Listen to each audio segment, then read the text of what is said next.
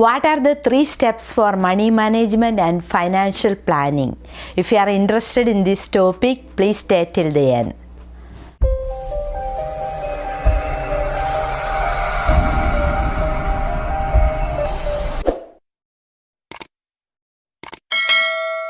Hello everyone, welcome back to my channel. If you are interested in personal financing, investing and minimalism, you are at the right place. If you are one of my new subscribers, welcome to the family. If you are one of my faithful subscribers, thank you so much for the continuous support. I'm really sorry that I wasn't able to upload the video for a couple of weeks. I apologize for that. Today I'm going to talk about what are the 3 steps for money management and financial planning. If you are able to follow these 3 simple steps, I can guarantee you that you are on your way to financial freedom. The first step for money management and financial freedom is create a budget as well as stick to the budget. When you create a budget, you have to identify your needs as well as your wants. You have to give a priority to your needs like your food, shelter and clothing. Those are your necessities. You cannot live without it. You also need to identify your wants. Want something, you can live without it. So once you met your needs, you can think about your wants. For example, your needs like rent, food, clothing, those are the necessity things you cannot live without it. So make sure that you met your needs first, then you can think about your wants. Your wants like personal spending money, you can allocate a couple of $100 for your personal spending once your needs met. Another advantage of making a budget is when you make a budget, you can see where all your money going. Is there any areas you can trim it to save more money? With the budget, you can see how much money you spend and how much money you have left for saving. Another advantage of sticking with your budget is when you spend your personal expenses money like eating out or going to movie. For example, if you allocate $200 for that month, once you reach that limit, you have to wait next month to get the money again. In order to gain to the financial freedom, you have to stick to the budget. You have to be pretty disciplined. I know it's not very easy to do that. It's very few of us can stick to the budget.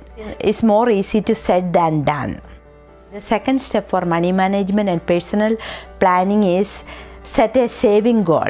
Since you already made the budget, you know how much money left over each month. As a part of setting saving goal, it's very important to set up an emergency fund. You should allocate 10 to 20% of your income for emergency fund. When you start the emergency fund, you can first start for 3 to 6 months in goal. When you set up an emergency fund, you can use it for unexpected expense like a car repair, house repair, job loss, or anything unexpected life can throw at you. You had to prepare for the worst. Since you set up an emergency fund, when unexpected things like a medical bill, job loss or anything unexpected happens, you don't have to borrow the money for the emergencies. You can just take the money out from your emergency fund. You have to keep the emergency fund in an interest-bearing account. If there is any reason you don't need to use the emergency fund, let the interest accumulate over time.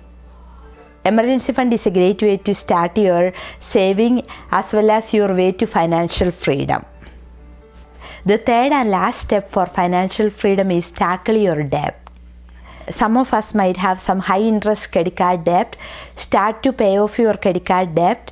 Negotiate with your credit card companies, bring that high interest down. Also transfer your credit card debt to the low interest credit cards. Sooner you start to pay off your debt, your saving will start to go up.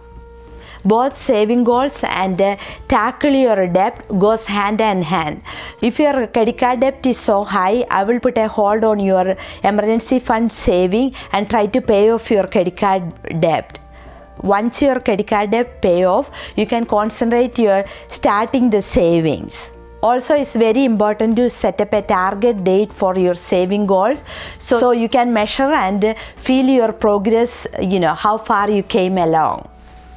Since you already learned how to create a budget, set up saving goals, tackle your debt, now it's time for you to save enough money to put a down payment for the home. I would like to hear from you guys. What are the steps you guys take for money management and financial planning?